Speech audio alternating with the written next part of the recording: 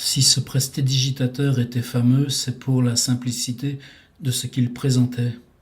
Seul, face publique très proche, en pleine lumière, il prenait un couteau, le posait exactement très droit et vertical sur le sommet de son crâne. Ensuite, et sans cesser de parler à son public, il l'enfonçait très lentement, s'arrêtait à une dizaine de centimètres, reconnaissant qu'au-delà, c'était une zone de danger qu'il n'avait pas le droit d'affronter. Un écran géant derrière lui prouvait qu'aucune tricherie ni manipulation n'était possible. À de nombreuses pistes, il avait utilisé des couteaux de cuisine du commerce, portant encore l'emballage original du supermarché de la ville. Des spectateurs étaient invités à se placer derrière lui, et de côté, pour éviter aussi toute illusion d'optique. Un film qu'il avait tourné, avec un comparse à la tête entièrement chauve, prouvait l'étrangeté de la scène. Le couteau, une fois retiré, ne laissait pas d'autres traces ou cicatrices qu'un mince trait rouge. Seulement, si le film circulait encore, on le trouvait aisément sur le populaire réseau YouTube. Le comparse était mort depuis lors, sans lien, paraît-il, avec le numéro qu'ils effectuaient l'un et l'autre, parfois simultanément l'un sur l'autre. Depuis, il tournait seul.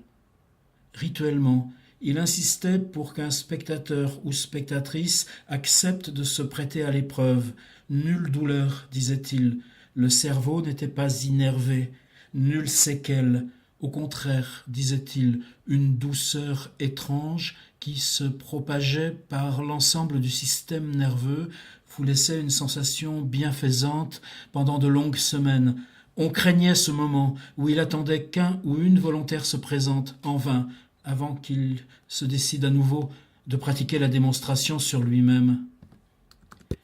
Il y a quelques années, on le voyait fréquemment à la télévision, le prestidigitateur, et dans les grandes salles de spectacle.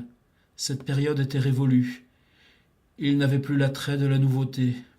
Qui donc pourtant, à part lui, osait cet exercice des couteaux, de vieille tradition?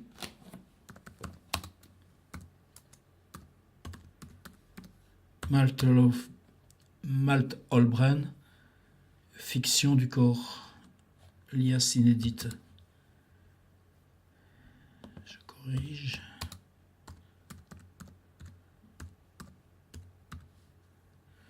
Le prestidigitateur. Oh, c'est putain de mot. Prestidigitateur. Note sur ce fameux prestidigitateur.